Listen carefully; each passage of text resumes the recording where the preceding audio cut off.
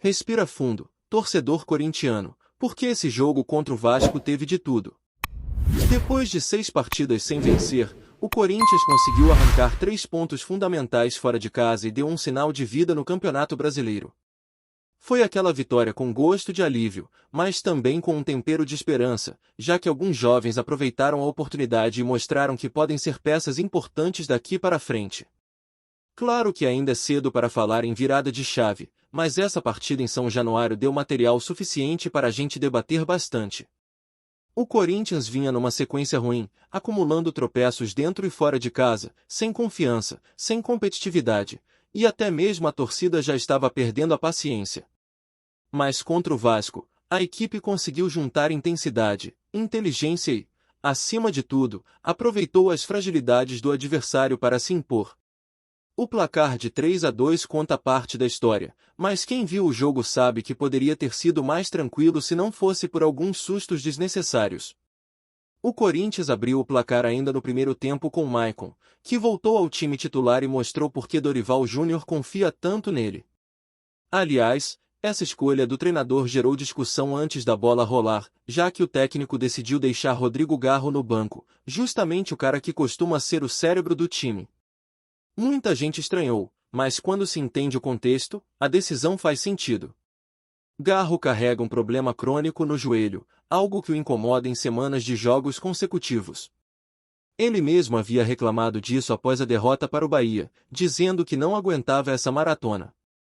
Como o Corinthians tem uma decisão pesada contra o Atlético Paranaense pela Copa do Brasil e depois um derby contra o Palmeiras, Dorival preferiu poupar o argentino para momentos em que realmente não dá para abrir mão.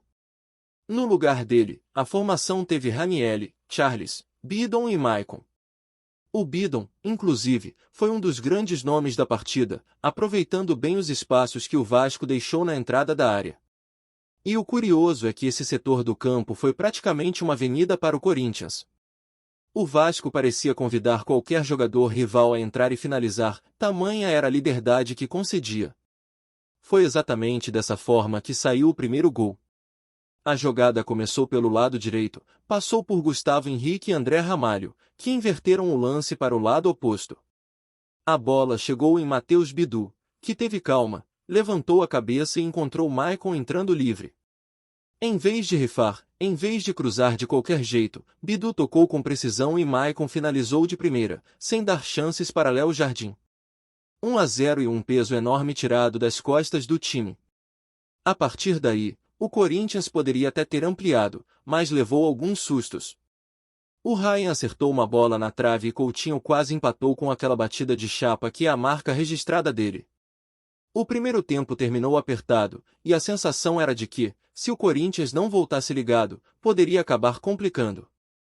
E não deu outra. No segundo tempo, o Vasco empatou em um pênalti claro. A bola bateu no braço de André Ramalho dentro da área, e pela regra atual não tem discussão. O árbitro marcou, Vegetti foi para a cobrança e deixou tudo igual. Nesse momento, parecia que o roteiro de sofrimento ia se repetir, mas aí entra em cena a juventude. Com Garro já em campo no lugar de Charles, o Corinthians voltou a explorar os espaços generosos da defesa vascaína. O argentino recebeu na entrada da área e arriscou. O chute nem foi tão forte, mas o goleiro rebateu mal. Mateuzinho aproveitou a sobra e cruzou o rasteiro, encontrando Guinegão, que se antecipou à marcação e empurrou para dentro. 2-1 e explosão de confiança para o garoto, que já vinha mostrando personalidade desde os minutos em que entrou contra o Bahia. Não é apenas o gol, é a movimentação, a briga com os zagueiros, a vontade de incomodar. Ele dá muito mais trabalho do que jogadores mais experientes que vinham sendo utilizados. E como se não bastasse, o terceiro gol veio para coroar a noite. Bola parada, Garro na cobrança e Gustavo Henrique subindo mais alto que todo mundo, sem nem precisar se esforçar muito. A defesa do Vasco, mais uma vez, assistiu. O zagueiro testou firme no canto e fez 3-1.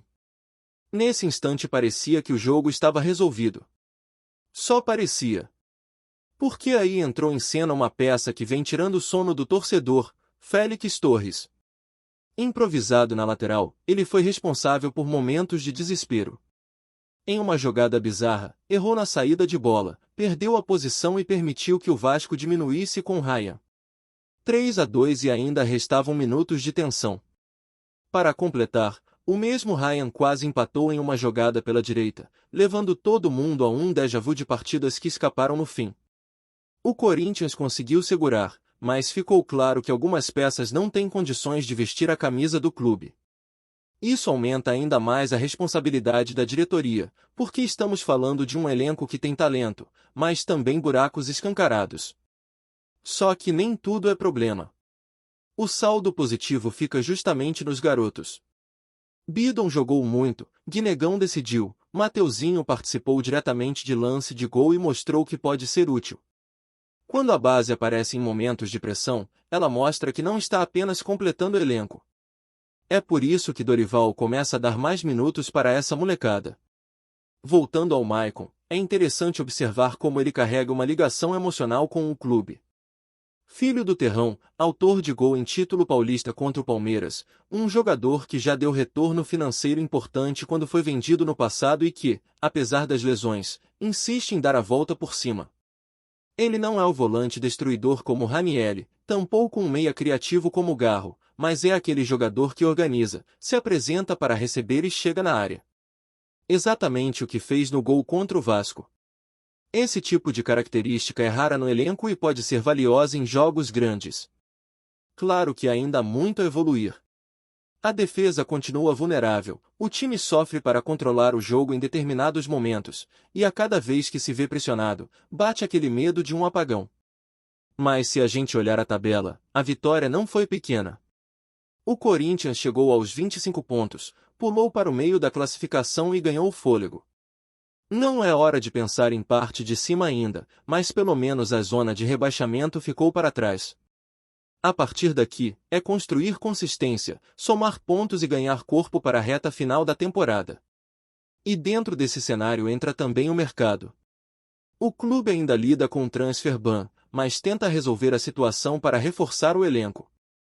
O nome da vez é Agustín Anello, atacante jovem, de dupla nacionalidade, que vem se destacando no futebol uruguaio pelo Boston River. É um jogador de velocidade, gosta de encarar defensores, tem drible, atua mais pela esquerda mas pode jogar em outras funções ofensivas. Os números não são espetaculares, mas mostram evolução. Ele começou como reserva, conquistou espaço, perdeu posição por um período e recuperou depois, até virar titular em boa parte da temporada. A imprensa uruguaia pinta um retrato interessante, falam de um atleta técnico, rápido, que gosta de partir para cima e pode oferecer alternativas ofensivas, principalmente para quebrar defesas fechadas. Ao mesmo tempo, alertam que a adaptação ao futebol brasileiro pode ser dura. Não é um craque pronto, não vai chegar e explodir de cara, mas pode evoluir. Para o Corinthians, seria uma aposta. Que vai definir se vale a pena ou não é o custo. Se for barato, pode ser um reforço útil. Se custar caro, aí vira risco grande. Afinal, o clube já tem histórico de gastar mal em apostas que não renderam. Enquanto isso, Dorival vai administrando o que tem. O retorno de jogadores como Memphis e Carrilho pode dar uma cara nova ao ataque. O próprio Vitinho, que voltou recentemente de lesão, está tentando recuperar ritmo e pode ser importante.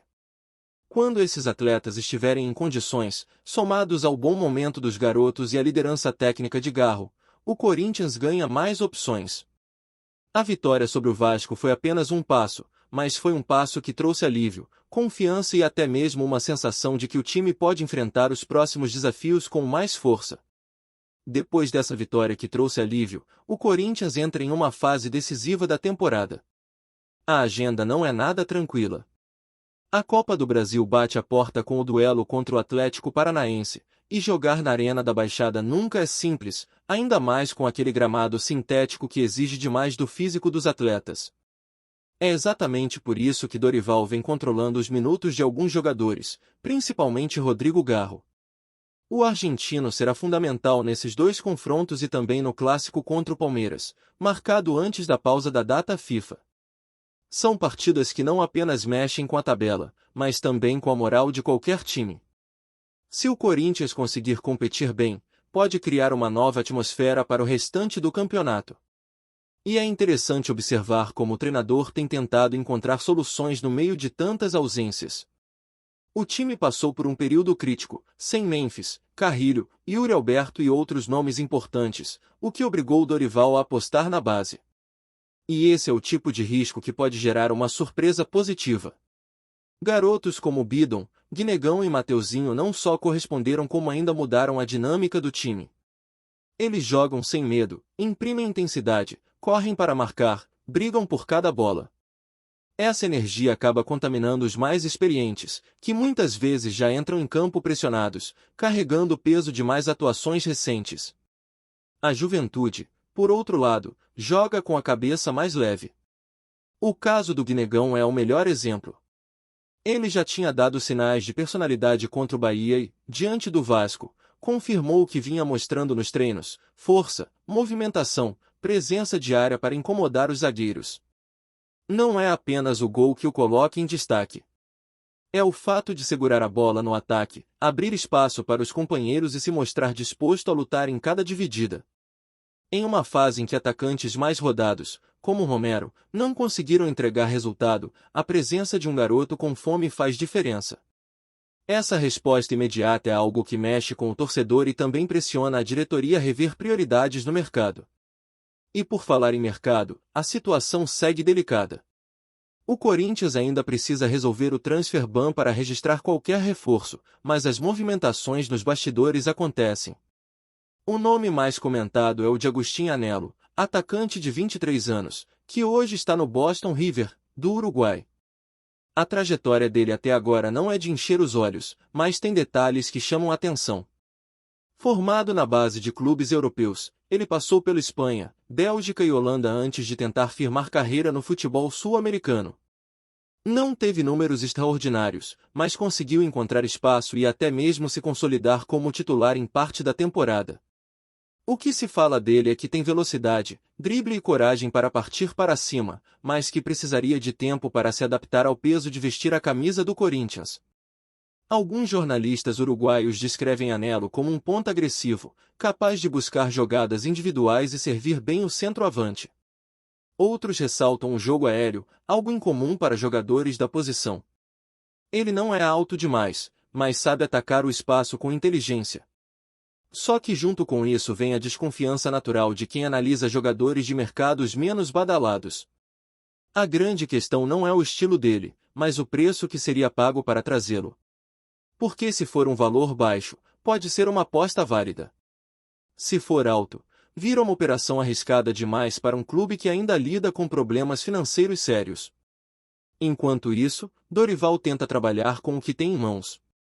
E vale ressaltar que algumas escolhas recentes têm mostrado coragem.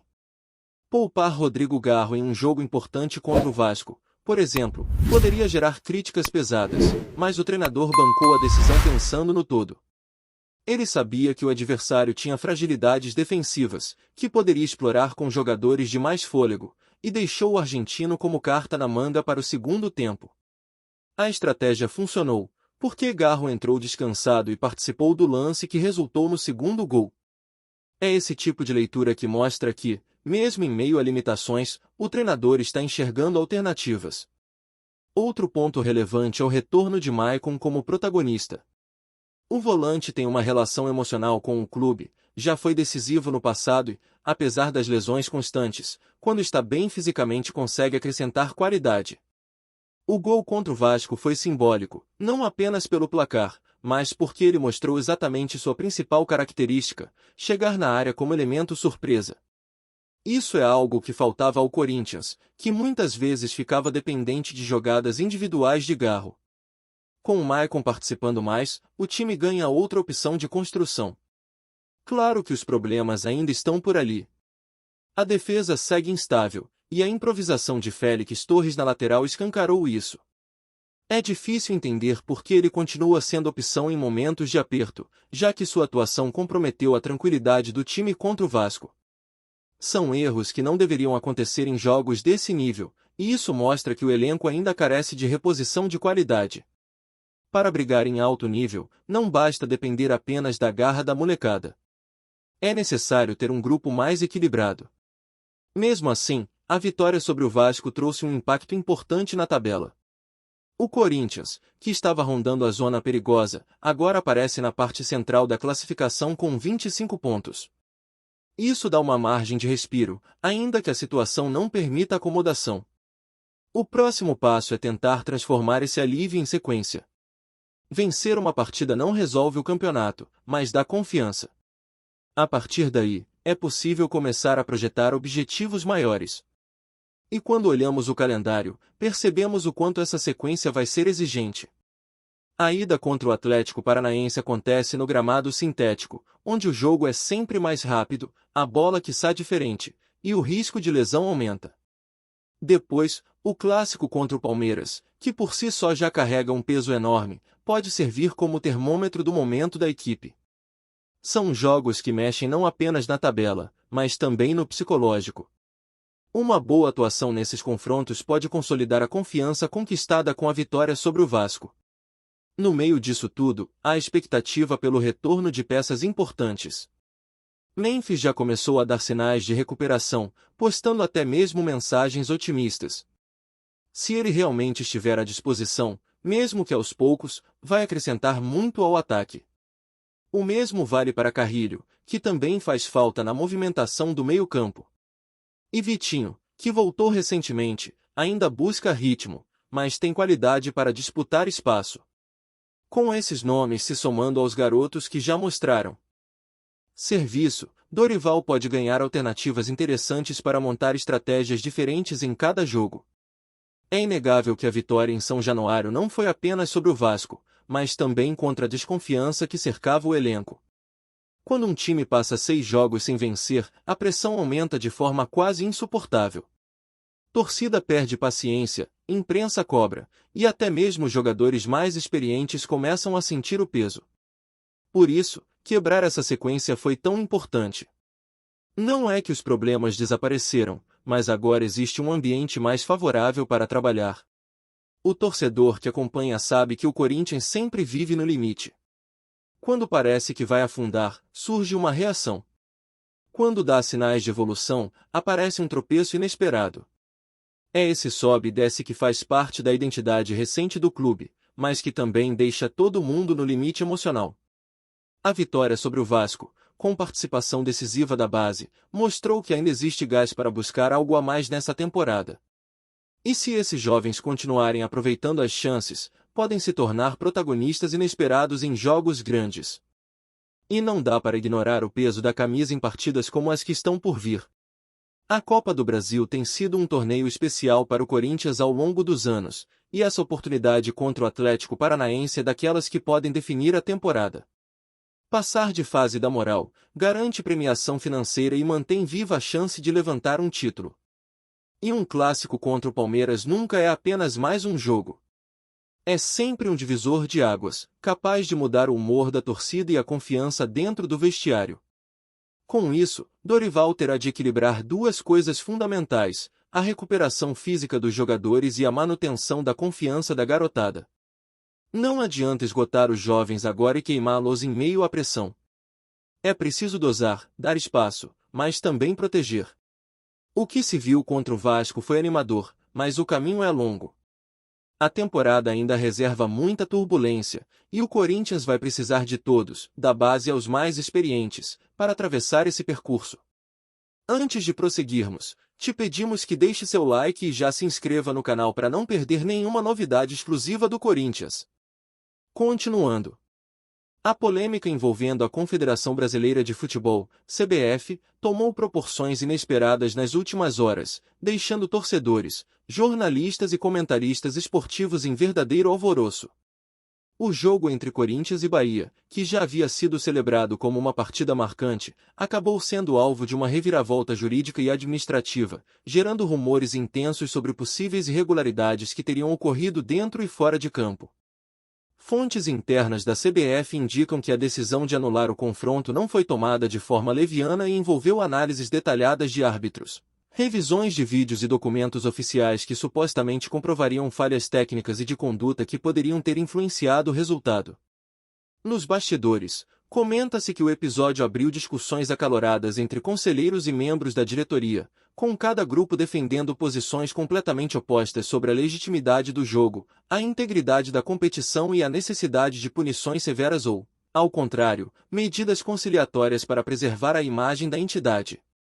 O burburinho tomou conta das redes sociais, onde torcedores de ambos os clubes se posicionaram de maneira apaixonada, com memes, análises e teorias conspiratórias circulando em alta velocidade, mostrando que a anulação do jogo vai muito além de uma simples decisão administrativa e entrou no território da emoção coletiva e da cultura futebolística brasileira. Os impactos dessa decisão reverberam de maneira significativa no calendário do futebol nacional, uma vez que a anulação de uma partida não apenas altera a tabela, mas também influencia diretamente estratégias de times, preparação física de atletas e a gestão de expectativas de torcedores que vinham acompanhando a competição com entusiasmo. Segundo rumores, treinadores e diretores das equipes envolvidas já estariam em reuniões discretas para reavaliar táticas e revisar contratos relacionados a premiações condicionadas a resultados específicos. Alguns comentaristas esportivos especulam que a decisão da CBF pode abrir um precedente preocupante, levando outras equipes a questionarem partidas anteriores com base em detalhes minuciosos de arbitragem ou conduta de clubes, criando um efeito dominó que poderia desestabilizar a credibilidade de campeonatos inteiros. Enquanto isso, especialistas em direito esportivo afirmam que a entidade precisará preparar uma defesa consistente para justificar a anulação do jogo, pois qualquer falha de comunicação ou inconsistência pode gerar ações judiciais, reclamações formais e pressão da mídia, transformando a situação em um verdadeiro teste de governança e transparência.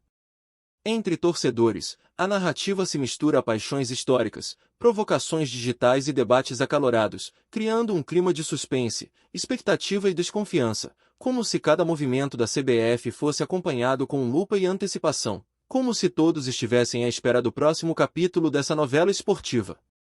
Os bastidores do Corinthians e do Bahia também fervem, com fontes próximas às diretorias sugerindo que reuniões discretas foram convocadas para lidar com a repercussão negativa, ajustar estratégias de comunicação e garantir que a moral dos atletas não fosse abalada por especulações ou pressão externa.